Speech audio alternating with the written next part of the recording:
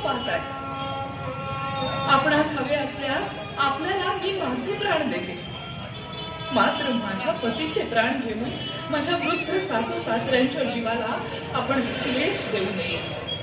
सावित्री, हा सृष्टीचा नियम आहे. प्राणी मात्रांचं भूलोकीचं कार्य संपलं की त्याचे प्राण घेऊन जाणं हे माझं कर्तव्य आहे आणि त्यात मी चुकू शकत नाही.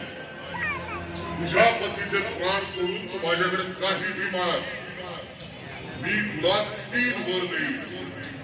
त्यानं तुझा भविष्यकाळ सुखाचा होईल. हे देवेश्वरा, यमराजा, आपल्या या 3 वरांनी माझा वैधव्याचा क्लेश काही अंशी दूर होईल यात मला शंका नाही. माझे पिता, त्यांना पुत्र सुख नाही, राज्याला वारस नाही म्हणून ते दुःखी.